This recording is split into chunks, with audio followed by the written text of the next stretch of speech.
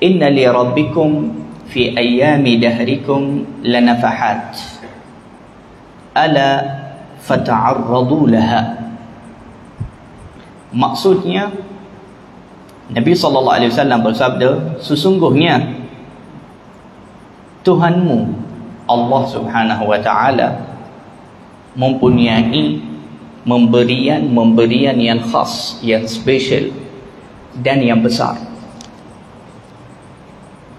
yang Allah turunkannya pada hari atau malam atau masa yang tak tertentu.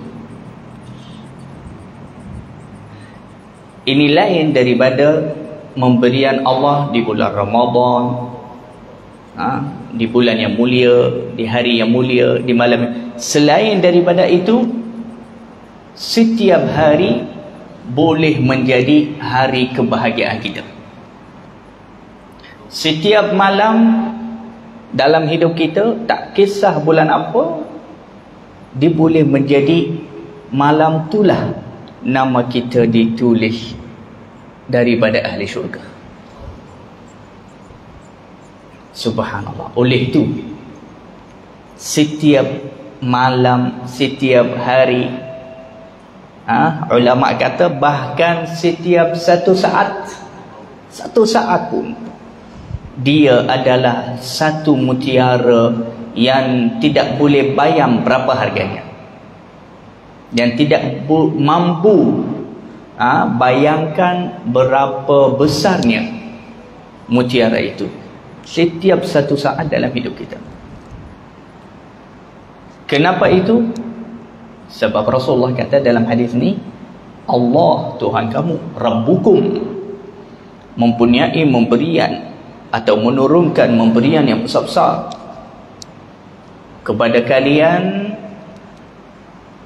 di dalam, Allah sembunyikannya di dalam sehari, di dalam malam, di dalam kadang-kadang waktu zuhur, yang waktu kita pun rasa panas, rasa tak selesa macam tu, waktu tu subhanallah tiba-tiba Allah turunkan memberi yang besar. Kenapa Rasulullah bagi tahu kita? Apa hikmah? Apa yang Rasulullah nak bagi tahu? Rasulullah bukan setakat nak bagi tahu maklumat sahaja, nak bagi tahu je, tak. Rasulullah kata, oleh itu, kerana Allah sembunyikan memberiannya di dalam setiap satu masa, kita tak tahu bila kita buat satu amalan baik walaupun kecil, kita jadi ahli syurga, dapat husnul khatimah. Rasulullah SAW kata, oleh itu fata'arradu laha, oleh itu maka hendaklah kamu sentiasa bersedia menerima memberian Allah itu. Kita kena selalu bersedia. Seperti mana kita kena selalu bersedia untuk ancaman iblis dan syaitan kepada kita. Sebab iblis syaitan ini, seperti mana Imam Ibnul Qayyim kata, Imam Ibnul Qayyim mencontohikan kita manusia di dalam dunia ini, bagaimana kita ni diancam atau sentiasa diganggu oleh syaitan yang ada di dunia. Dikata seperti satu ekor kambing. Cuba bayangkan gambarannya macam mana. Satu ekor kambing, sekelilingnya buat bulat semua, harimau, singa, serigala, semua haiwan liar sekeliling dia. Seekor kambing di tengah. Tetapi di depan kambing itu ada seorang lelaki yang mempunyai tongkat. Setiap kali harimau nak dekat nak makan kambing tu, diketuk dia, jadi harimau jauh.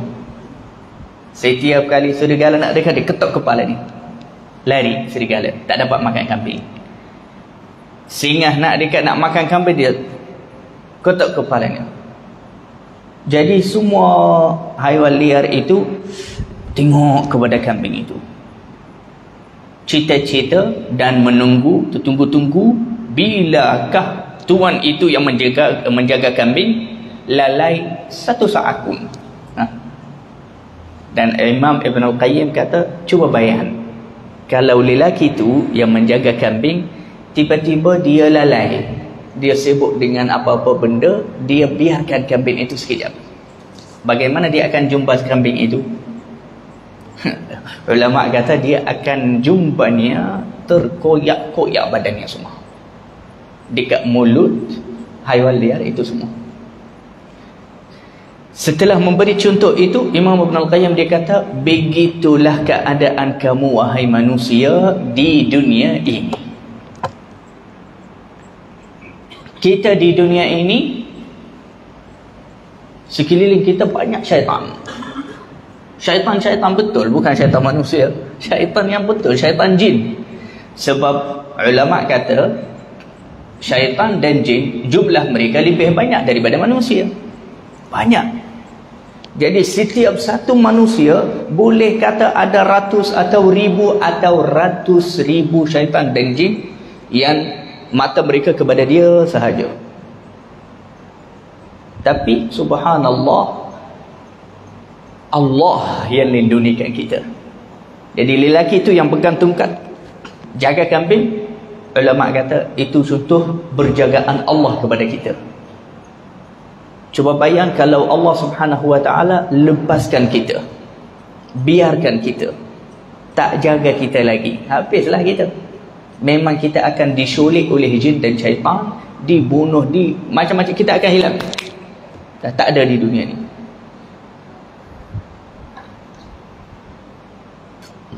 Oleh itu, seperti mana kita kena jaga, perhatikan, melindungikan diri kita, sentiasa bersedia, jangan kita lalai. Nanti syaitan akan kacau kita.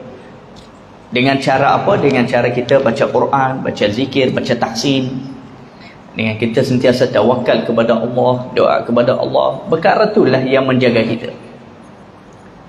Begitu juga kita kena bersedia untuk memberi yang baik daripada Allah.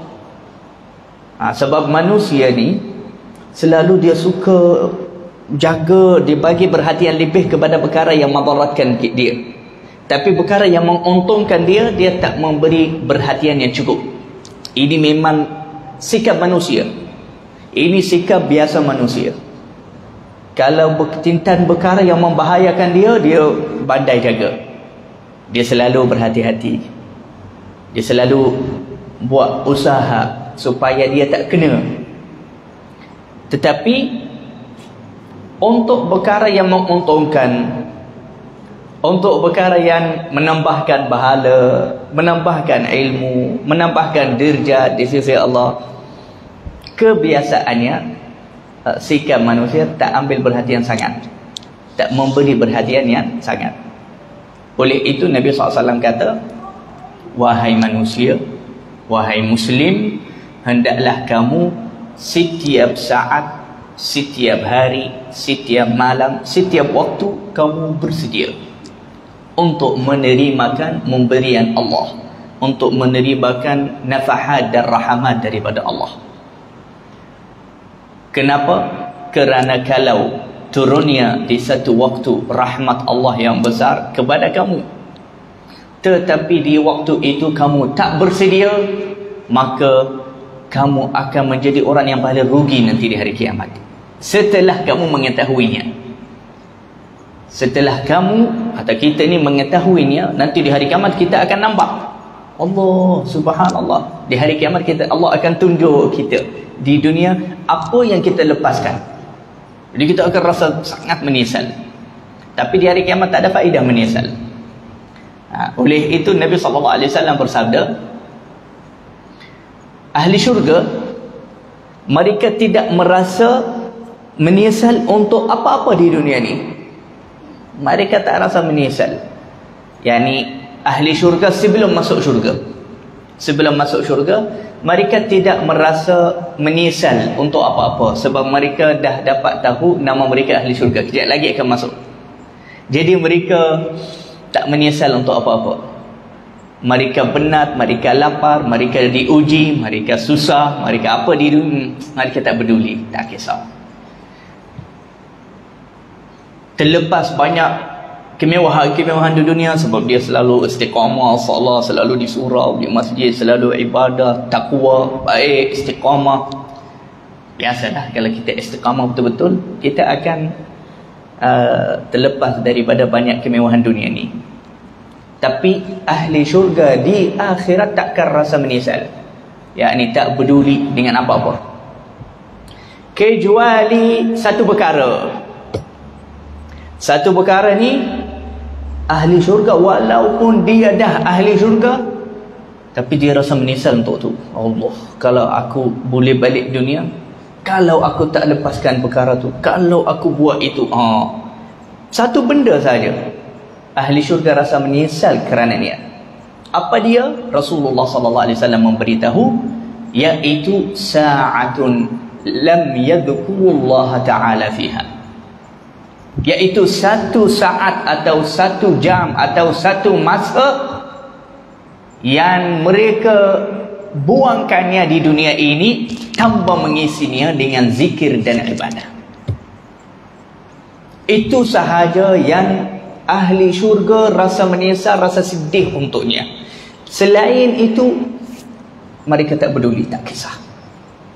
Di dunia dia tak dapat beli kereta yang dia betul-betul suka. Di akhirat kalau dia dah dapat, dia ahli syurga, dia tak menyesal untuk apa-apa. Dia tak dapat kehidupan yang dia inginkan. Dia tak peduli, tak rasa itu kerugian. Banyak perkara terlepas daripada niat di dunia, dia tak peduli. Tetapi satu masa di dunia ni, dia tidak mengisi niat dengan zikrullah, dengan ibadah, dengan amalan yang baik. Perkara itulah yang membuatkan ahli syurga, bukan ahli apa neraka, kerana ahli syurga, yakni orang ahli rahmatullah, orang yang memang dalam rahmat Allah, menyesal juga. Kenapa menyesal? Ulama kata sebab dia nampak hamba Allah tu di hari kiamat, dia nampak dengan matanya betapa besarnya pahala jika dia isi masa itu atau waktu tu dengan zikrullah. Maknanya di waktu tu ada nafahat, ada rahmah turun, ada memberian dari Allah turun kepadanya. Tetapi waktu itu dia tidak bersedia. Dia mungkin tidur, macam orang yang tidur tak bangun qiyamul lail, dia akan menyesal sebab waktu tu dia tak isi niat dengan zikir. Atau dia lalai di waktu orang baca zikir, di waktu yang mulia, di waktu yang mungkin dia boleh menghadiri majlis zikir, majlis ilmu, mungkin dia main game. Dia main game, buang masa. Rahmat Allah turun kepada orang, dia tak dapat. Memberian Allah yang besar-besar turun kepada orang yang sekeliling dia, mungkin keluarga dia, dia tak dapat saja, yang lain semua dapat. Apa masalah dia? Lalai waktu memberian Allah turun. Sebab itu cara yang harus kita ikutinya di dalam hidup kita, kita kena jaga dan berhati-hati kepada setiap satu saat dalam hidup kita.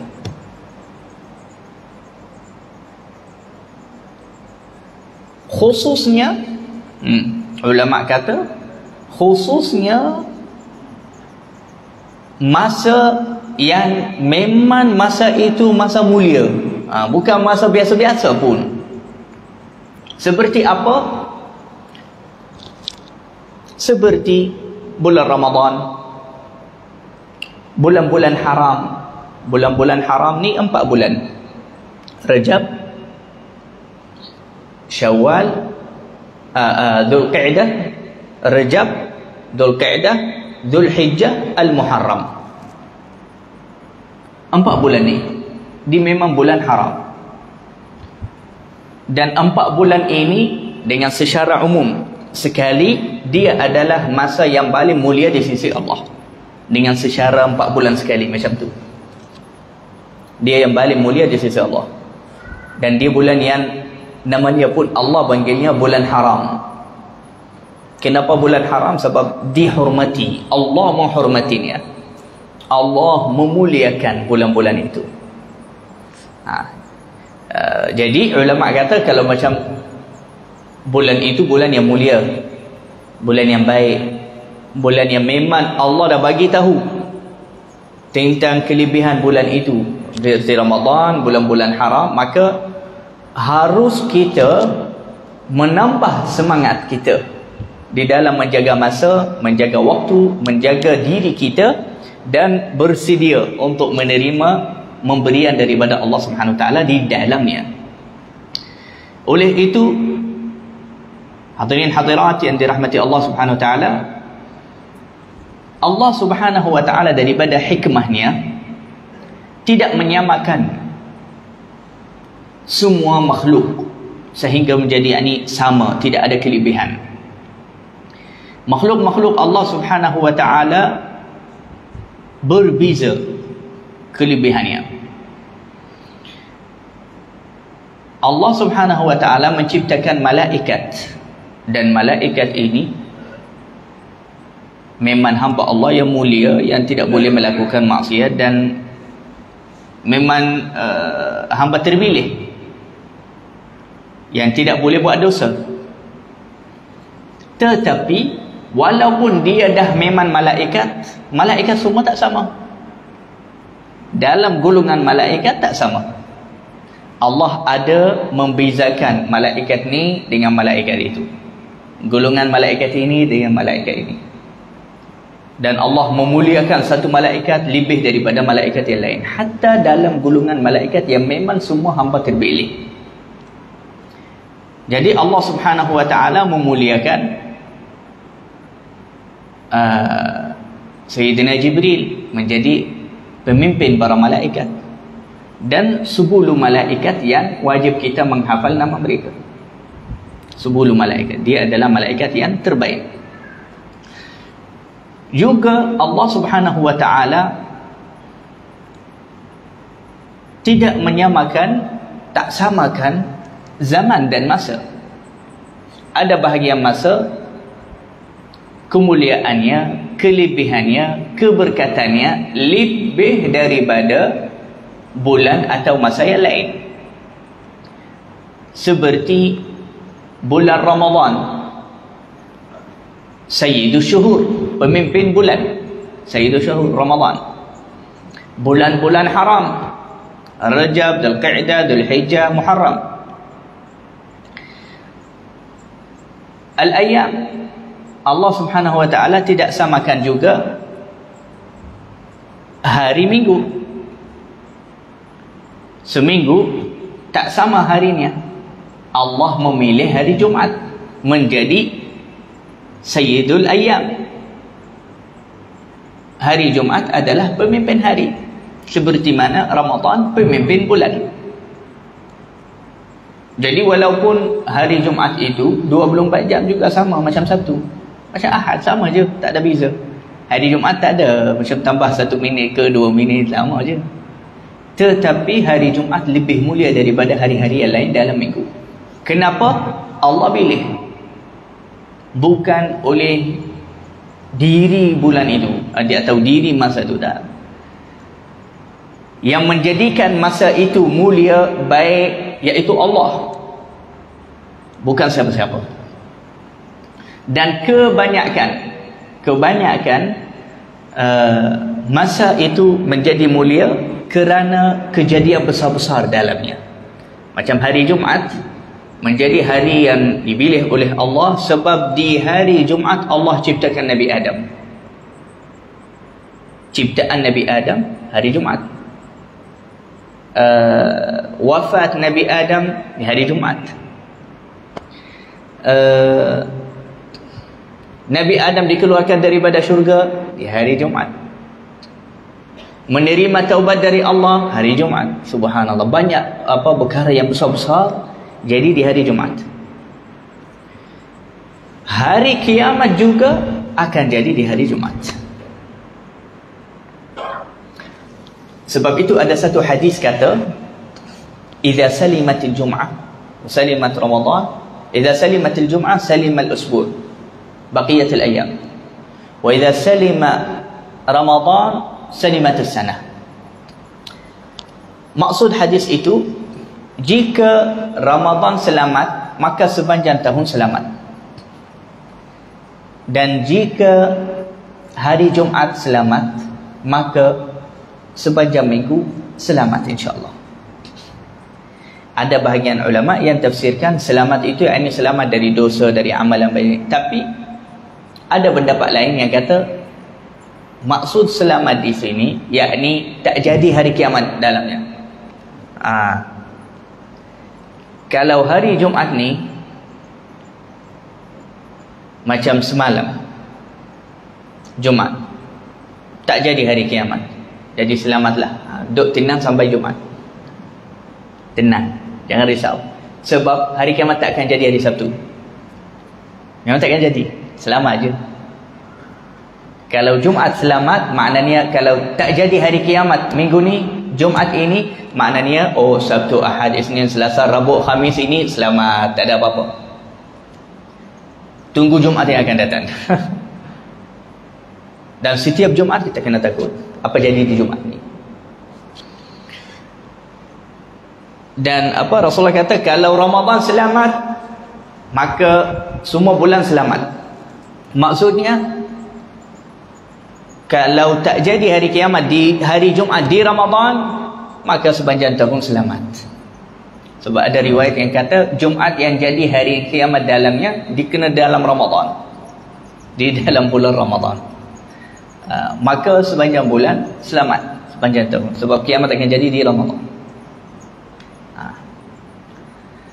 La ilaha illallah. Nabi SAW bersabda, kalau masuknya hari Jumaat, semua makhluk-makhluk Allah Subhanahu wa ta'ala takut, risau. Dan sehingga Rasulullah kata muskhiyah. Muskhiyah tu yakni macam ni, dia dengar dan takut. Semua makhluk-makhluk Allah, binatang, makhluk-makhluk Allah, setiap hari Jumaat takut. Sebab Allah dah ilhamkan binatang-binatang itu dan makhluk Allah yang lain, Allah dah ilhamkan fitrahnya di hari yang seperti hari Jumaat ni akan jadi hari kiamat. Jadi setiap hari Jumaat, setiap minggu, makhluk-makhluk Allah semua takut setiap hari Jumaat masuk. Nabi SAW kata, kecuali dua jenis makhluk ni, lalai saja, manusia dan jin. Manusia dan jin setiap hari Jumaat nak makan apa Jumaat ni, tak dia fikir. Kena nak risau, nak takut, Allah macam mana akan jadi hari kiamat aku. Ya, masuk hari Jumaat, sebelum hari Jumaat, malam Jumaat, esok nak makan tengah hari apa? Nak makan daging-daging lah, sedap-sedap. Manusia jin ni lalai. Setiap hari Jumaat lalai, bukan macam yang takut. Cuma memang kita disunnahkan di dalam agama bergembira di hari Jumaat, sebab itu raya Islam. Tapi dalam masa kita bergembira tapi dalam hati kita pun rasa takut. Rasa takut. Iaitu apa? Bagaimana kalau jadinya hari kiamat? Adakah aku bersedia atau tidak? Dan persediaan untuk hari kiamat itu bukan dengan beli barang, bukan dengan beli makan. Sebab orang siap untuk Ramadan dengan beli barang. Orang siap untuk bulan mulia, untuk hari-hari dan masa yang mulia dengan beli barang banyak, beli barang makan. Tak bersedia untuk bulan yang mulia, untuk amalan ibadah masa yang mulia dengan ibadah, dengan menyucikan hati, dengan niat-niat yang baik, dengan azam yang baik, dengan semangat, dengan rancangan yang macam-macam yang baik. Itu cara kita sambut dan bersedia untuk bulan-bulan yang mulia. Jadi hari pun tak sama. Allah memilih hari Jumaat. Malam juga tak sama. Setiap malam itu tak, hari lain, malam hukumnya lain. Jadi setiap malam Allah Subhanahu wa taala memilih Lailatul Qadar, malam Qadar, dan itu adalah malam yang paling mulia, iaitu Lailatul Qadar.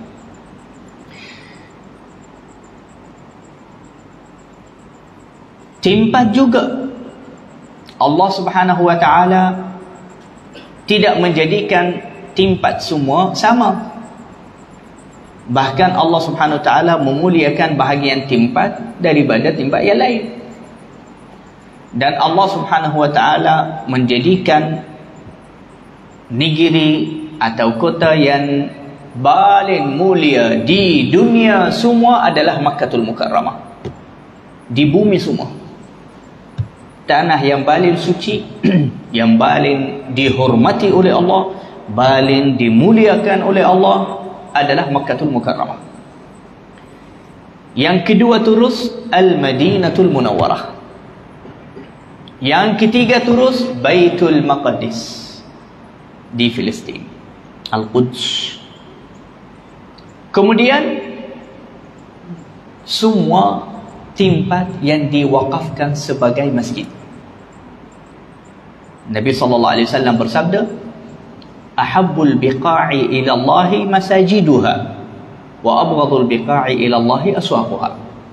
Maksudnya, tempat-tempat paling disukai, paling dimuliakan oleh Allah Subhanahu wa taala ialah masjid-masjid. Masjid, tanah masjid itu suci, mulia, berkat. Memang Allah muliakan, Allah agungkan. Walaupun tanah masjid itu sebelum itu mungkin tempat ibadah orang bukan Islam, atau tempat kotor, atau tempat sampah. Tapi kalau dah dibersihkan, dah dicantikkan, dah wakafkan sebagai tanah masjid, terus jadi tanah ini lagi mulia daripada mall yang paling cantik. Sebab tu masjid yang kecil pun biasa-biasa, ini lagi mulia daripada istana-istana raja di dunia semua. Sebab Allah yang bagi tahu, Rasulullah yang bagi tahu, tanah paling mulia di sisi Allah tanah masjid. Seperti mana tanah dimuliakan oleh Allah, ada tanah dibenci oleh Allah juga, atau kawasan dibenci oleh Allah, tempat dibenci oleh Allah, iaitu apa? Bazar. Kawasan bazar, iaitu macam mall lah. Mall, tempat bazar, jual beli. Tapi ulama tafsirkanlah kenapa. Ulama kata kerana di tempat itu orang banyak sumpah tipu, yakni dosa banyak, menggunakan nama Allah untuk jual barang. Wallahi demi Allah ini original, tapi bukan original. Tipu sampai wallah pula, sumpah wallah ini dari negara itu, padahal di made in China. Tipu, tak betul. Jadi apa, kenapa bazar itu tempat jual beli paling dibenci oleh Allah, padahal jual beli itu ibadah dan amalan yang halal dan yang Allah suka dan suruh. Bukan sebab jual beli, tetapi kerana ada dosa waktu jual beli. Dan seperti itu juga semua tempat yang memang dibina atau dibuat untuk dosa, itu memang tempat paling dibenci oleh Allah. Selalu kemurkaan Allah turun kepada sana. Jadi zaman semua tak sama, tempat semua tak sama, malaikat pun tak sama, manusia juga tak sama. Manusia pun tak sama. Allah Subhanahu wa taala memuliakan hamba Allah ini, tapi tak memuliakan hamba itu. Manusia paling dimulia oleh Allah Subhanahu wa taala para anbiya dan mursalin. Kalau Nabi Muhammad sallallahu alaihi wasallam tidak puasa terus, yakni setiap hari. Jadi sekiranya ada orang puasa setiap hari, bolehkah dia jadi lebih hebat dari Rasulullah? Tak. Rasulullah SAW kahwin, banyak isteri Rasulullah sampai 11. Dan ini hukum khas untuk Rasulullah, khususiyah. Nabi SAW sahaja boleh lebih dari 4. Ada orang tak kahwin langsung dalam hidupnya, lillahi ta'ala macam tu. Tak boleh kalahkan Nabi SAW. Ada orang infakkan hartanya semua fi sabilillah, tak boleh sampai tingkat Nabi SAW. Hatta sekiranya dia penuhkan langit dan bumi dengan sujud dan ibadah, dia takkan jadi hatta 1/10 daripada Rasulullah. Kenapa? Allah telah takdirkan manusia ini manusia paling hebat, paling mulia di sisi Allah. Jadi kenabian ini takkan didapatkan dengan apa-apa cara pun, bukan dengan semudah itu. Sebab itu ada 3 sahabat datang ke rumah Sayyidatina Aisyah. Mereka kata, "Ya Aisyah, ceritalah kepada kami bagaimana keadaan Nabi SAW dalam rumah, yakni ibadah Rasulullah dalam rumah." Dia kata, "Baik, Rasulullah begini-begini di situ." Tapi Sayyidatina Aisyah nampak muka mereka, nampak cara mereka bisik-bisik macam mereka meremeh. Itu dosa besar tu, meremeh perbuatan Nabi, ibadah Nabi. Mereka macam biasa je. Biasa-biasa je Rasulullah, macam orang biasa. Ibadahnya bukan yang dahsyat-dahsyat tu. Ini selalu fikiran orang awam. Ini selalu cara orang awam yang tak ada ilmu fikir. Kita nampak macam seorang ulama, biasa je dimakan macam biasa, kadang-kadang tak apa, tak buat ibadahnya bukan yang dahsyat-dahsyat. Macam mungkin kadang-kadang orang awam ibadah Masya Allah, kalau duha 12 rakaat, witir 11 rakaat, Masya Allah. Tapi kadang-kadang ulama itu lebih mulia di sisi Allah daripadanya, oleh keberkatan ilmu, oleh keberkatan yakin dan imannya yang tinggi kepada Allah. Mungkin orang awam tu yang hari-hari salat witir 11 rakaat, duha 12 rakaat, salat sunnah semua, puasa Isnin Khamis 3 hari putih, Masya Allah dahsyat ibadahnya. Tapi tak mustahil ni, tak, bukan pastilah, tetapi ada kemungkinan yakinnya tak kuat. Jadi bila-bila datangnya fitnah sikit sahaja ke badannya, dia terus tinggalkan semua. Fitnah tu dah jatuhkan, sesatkan dia. Oh, padahal kita nampaknya dahsyat ibadah. Tapi sebab tu yang ada di dalam sini, dalam hati itu yang lebih penting, iaitu yakin yang tinggi. Sebab tu 3 sahabat itu, kita terus jawab. 3 sahabat itu lepas tanya Sayyidatina Aisyah dan mendengar jawapannya, mereka macam merendahkan, macam kata macam biasa-biasa je ibadah Rasulullah, bukan dahsyat-dahsyat. Kemudian yang pertama dia kata, akan tetapi aku ni, aku takkan kahwin. Yani dia, nauzubillah, astagfirullah, dia macam nak kalahkan Nabi. Dia fikir kita dekat kepada Allah dengan caranya berlumba-lumba. Dia bukan berlumba-lumba. Siapa yang betul-betul yakin tinggi imannya, Allah terus pilihnya jadi wali Allah, jadi hamba yang saleh, jadi ahli syurga. Jadi dia kata, aku takkan kahwin langsung. Yang kedua, dia kata apa? Aku takkan makan, yakni setiap hari puasa hari-hari. Yang ketiga dia kata, aku takkan tidur hari-hari, qiyamul lail, yakni dari Isya sampai subuh dia takkan tidur. Yakni dia takkan biasa tidur di malam, walaupun tidur di pagi, tapi di malam tak tidur. Jadi berita ni subhanallah sampai kepada Rasulullah. Rasulullah terus datang ke masjid, dia kumpulkan sahabat semua. Kemudian Rasulullah SAW panggil mereka 3 tu, suruh mereka berdiri. Rasulullah kata, benarkah kamu tiga-tiga ni yang cakap begini? Mereka kata, benarlah ya Rasulullah. Tak rasa malu. Rasulullah kata,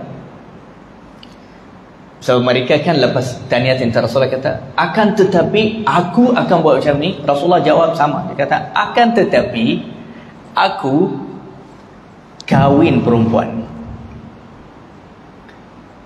dan puasa dan buka puasa. Yani tak mesti puasa setiap hari. Aku kadang-kadang puasa lama, aku kadang-kadang tak puasa lama. Rasulullah yang kata.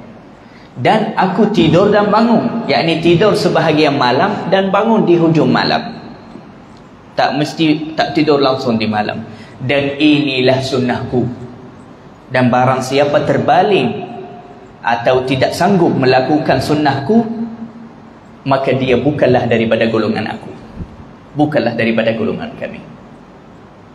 Jadi Rasulullah SAW, cara dia, sunnah dia, kehidupan dia, perbuatan dia, itulah yang terbaik sekali. Bukan cara kita fikir sendiri, bukan cara kita buat sendiri.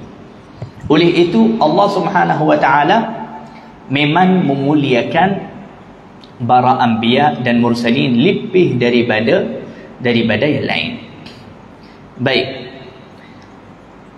antara kemuliaan atau kelebihan bulan Rajab ini yang mulia, iaitu ulama berkata doa mustajab padanya. Mungkin ini antara amalan mujarrab.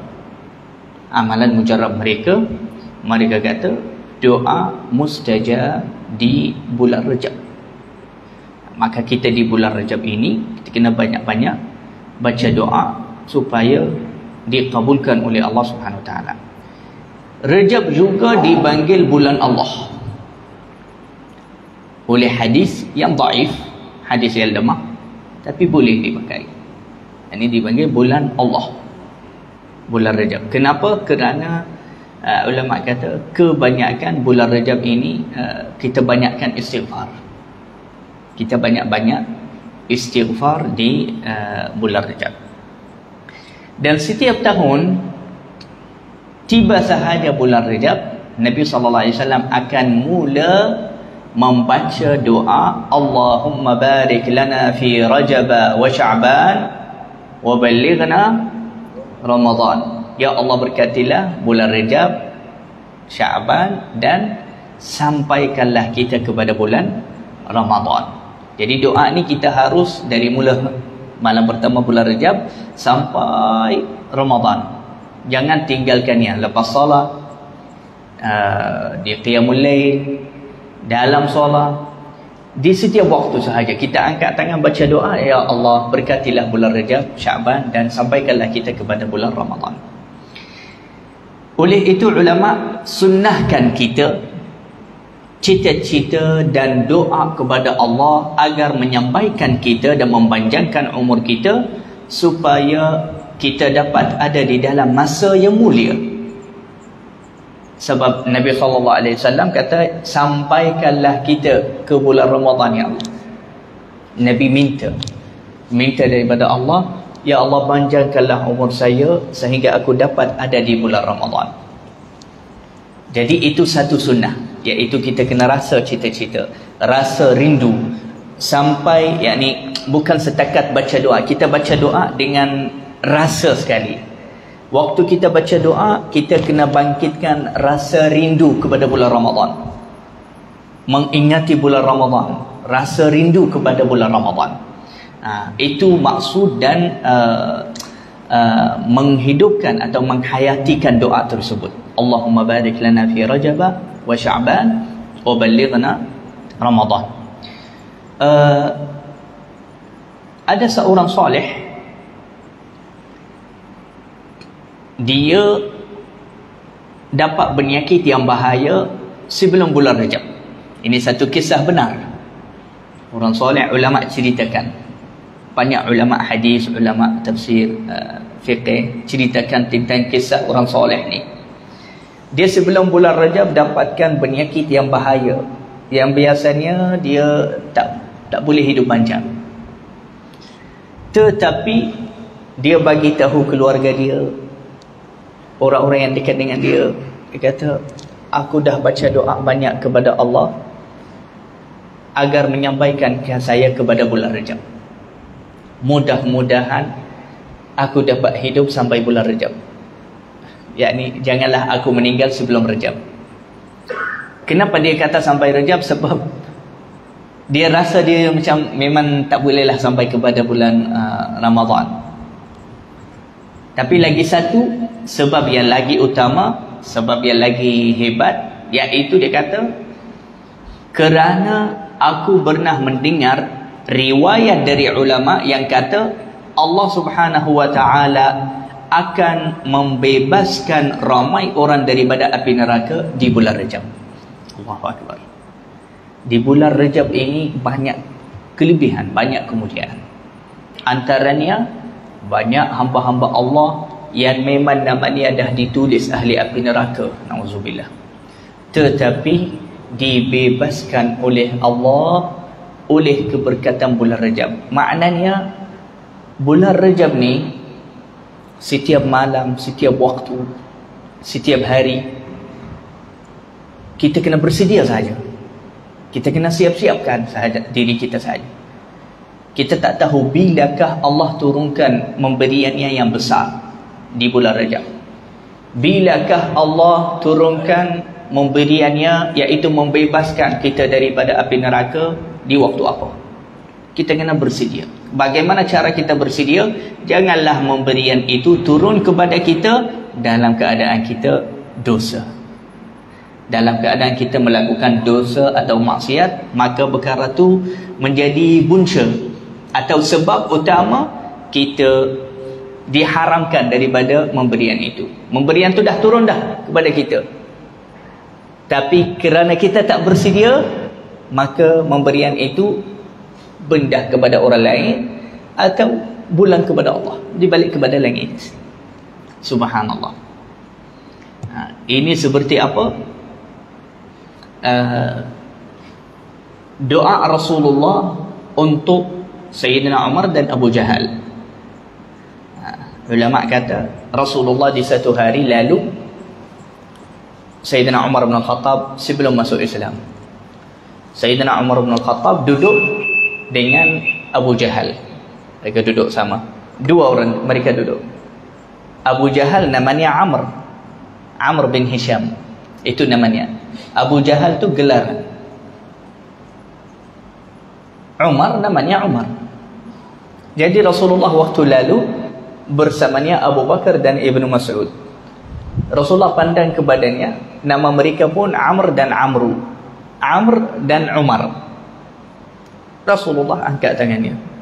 Ya Allah, besarkanlah agama Islam ini, menangkanlah agama Islam ini oleh sesiapa daripada dua Umar ni. Umarain. Kalau dua panggil Umarain, yakni Amr dan Umar. Kuatkanlah agama Islam ya Allah oleh siapa-siapa daripada ni, yakni kau ya Allah pilih, aku tak nak pilih.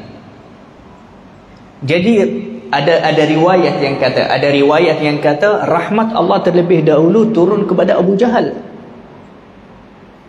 Dia yang akan jadi sahabat, tetapi dia di waktu tu dalam keadaan yang sangat tak bersedia.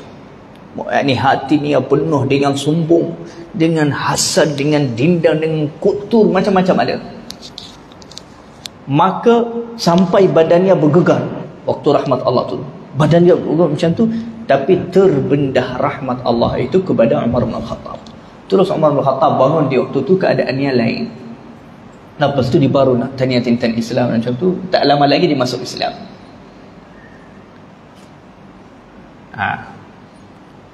So, kenapa Abu Jahal tak dapat itu? Sebab dia tak bersedia.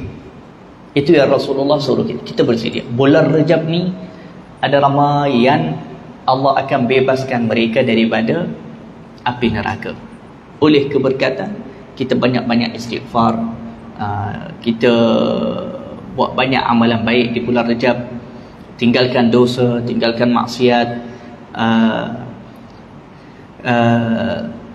jauhkanlah diri kita daripada keadaan yang tidak baik, ulama kata, ulama banyak memberi contoh-contoh untuk Rejab, Syaban, Ramadan. Ada ulama kata Rejab ni macam ambil wuduk, Syaban macam pakaian untuk solat, Ramadan solat. Jadi kalau orang tak ambil wuduk, tak pakai, tak boleh solat. Ada ulama lain kata Rejab ni macam kita tanam pokok, kita tanam benih-benih, kita tanam dalam tanah. Syaban pula siram pokok dengan air. Ramadan kita mengambilkan hasil buah-buahan daripada pokok yang dah besar. Jadi ulama kata orang yang tak tanam, tak siram, dia nak ambil hasil apa? Sebab itu ramai orang tanya, kata Ramadan macam ni baik, Ramadan tak ada syaitan, tapi Ramadan masuk pun keadaan aku biasa je. Apa jawapannya? Salah satu antara jawapannya, kita cakap sama dia, kamu tak bersedia untuk bulan Ramadan dari Rejab. Bersediaan untuk bulan Ramadan bukan dari satu malam Ramadan. Itu kita dah masuk Ramadan dah. Kita bersedia untuk menerima karamah, menerima kemuliaan, menerima memberi yang besar dari Allah di bulan Ramadan, bermula dari bulan Rejab. Dan hatta itu ulama kata itu hikmahnya Rasulullah, dari malam pertama bulan Rejab Rasulullah dah baca doa, sampaikanlah kami ke bulan Ramadan. Maknanya apa? Itu salah satu cara bersediaan kita untuk bulan Ramadan, iaitu dari bulan Rejab kita dah mohon-mohon kepada Allah, ya Allah sampaikanlah kita kepada bulan Ramadan. Oleh itu kita kena berhati-hati sangat kepada setiap masa, setiap waktu, setiap jam, setiap hari, setiap malam di bulan Rejab,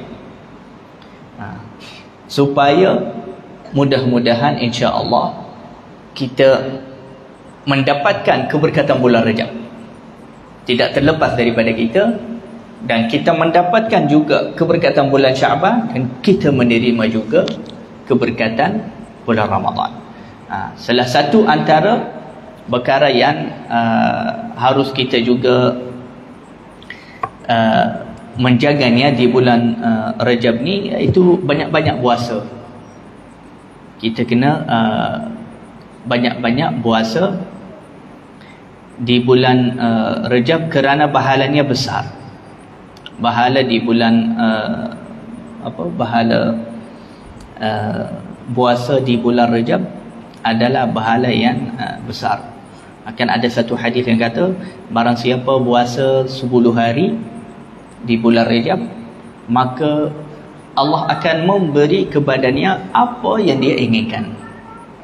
Apa yang dia inginkan Allah akan berikan kepadanya. Yakni maknanya doa mustajab lah. Terus jadi doanya mustajab jika puasa 10 hari. Baik, saya nak minta izin daripada kalian, kerana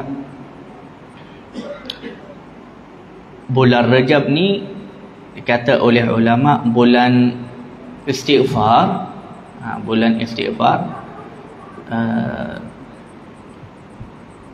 Nak baca sama-sama kita, saya akan baca istighfar yang disusunkan oleh ulama yang bernama Al-Imam Hasan bin Abdullah Al-Haddad rahimahullah. Istighfar yang baik, yang bagus. Saya akan baca, kamu semua saja angkat tangan, baca amin ikut saya. Dan sebelum kita baca, saya ingin memberi satu faedah juga kepada kalian, iaitu ada riwayat yang mengajar kita setiap malam di bulan Rejab, setiap malam di bulan Rejab sunnah kita baca Rabbighfirli warhamni wa tub alayya 70 kali selepas solat Isya. Setiap, kalau macam di Yaman di sana, semua masjid-masjid dan surau di sana imam dan jemaah semua sama suara sampai luar, Rabbighfirli warhamni wa tub alai. Kita rasa ini bulan Rajab, kita rasa ini bulan Rajab. Zikir ini sangat terbaik, atau istighfar, Rabbighfirli warhamni wa tub alayya, 70 kali setiap malam selepas Isya sepanjang bulan Rajab. Baik, kita baca sekarang istighfar yang disusun oleh Imam Hasan Al-Haddad. Astaghfirullah, astaghfirullah, astaghfirullah wa atubu ila Allah mimma yakrahuhu Allah qawlan wa fi'la wa khatiran wa nadira wa batinan wa zahira. Astaghfirullah al-azim alladhi la ilaha illa huwa al-hayyul qayyum wa atubu ilayh. اللهم إني أستغفرك لما قدمت وما أخرت وما أسررت وما أعلنت وما أنت أعلم به مني، أنت المقدم وأنت المؤخر وأنت على كل شيء قدير. أستغفر الله ذا الجلال والإكرام من جميع الذنوب والآثام. أستغفر الله لذنوبنا كلها، سرها وجهرها وصغيرها وكبيرها وقديمها وجديدها وأولها وآخرها وظاهرها وباطنها ونتوب إليه.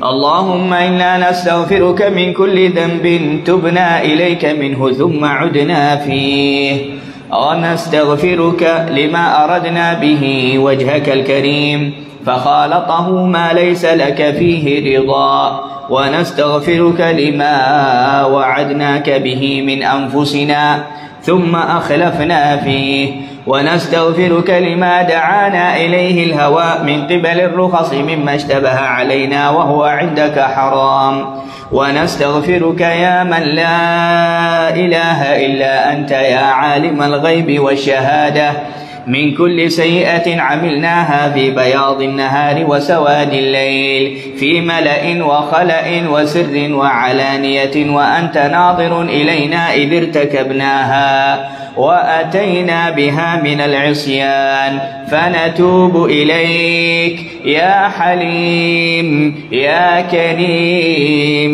يا رحيم، ونستغفرك من النعم التي أنعمت بها علينا فتقوينا بها على معصيتك، ونستغفرك من الذنوب التي لا يعرفها أحد غيرك ولا يطلع عليها أحد سواك، ولا يسعها إلا حلمك، ولا ينجينا منها إلا عفوك، ونستغفرك لكل يمين سلفت منا فحنثنا فيها ونحن عندك مؤاخذون بها، ونستغفرك يا من لا إله إلا أنت سبحانك إنا كنا من الظالمين فاستجبنا له ونجيناه من الغم وكذلك ننجي المؤمنين. وزكريا إذ نادى ربه رب لا تذرني فردا وأنت خير الوارثين، رب اغفر وارحم وأنت خير الراحمين. ونستغفرك من كل فريضة أوجبتها علينا في آناء الليل وأطراف النهار فتركناها خطأ أو عمدا أو نسيانا أو تهاونا أو جهلا ونحن معاقبون عليها. ونستغفرك من كل سنة من سنن سيد المرسلين وخاتم النبيين نبيك سيدنا محمد صلى الله عليه وسلم فتركناها غفلة أو سهوا أو نسيانا أو تهاونا أو جهلا أو قلة مبالاة بها. ونستغفرك يا من لا إله إلا أنت وحدك لا شريك لك وأن محمدا عبدك ورسولك سبحانك يا رب العالمين، لك الملك ولك الحمد وأنت حسبنا ونعم الوكيل ونعم المولى ونعم النصير، ولا حول ولا قوة إلا بالله العلي العظيم. يا جابر كل كثير ويا مؤنس كل وحيد ويا صاحب كل غريب ويا ميسر كل عسير عسير يا من لا يحتاج إلى البيان والتفسير وأنت على ما تشاء قدير. وصلى الله تعالى على سيدنا محمد بعدد من صلى عليه وبعدد من لم يصل عليه. اللهم صل على روح سيدنا محمد في الأرواح، وصل وسلم على سيدنا محمد على تربة سيدنا محمد في التراب، وصل على قبر سيدنا محمد في القبور، وصل على صورة سيدنا محمد في الصور، صل على اسم سيدنا محمد في الأسماء. لقد جاءكم رسول من أنفسكم عزيز عليه ما عنتم حريص عليكم بالمؤمنين رؤوف رحيم. وصلى الله تعالى على سيدنا محمد وعلى آله وصحبه أجمعين. تقبل الله منكم. صلى الله على سيدنا محمد.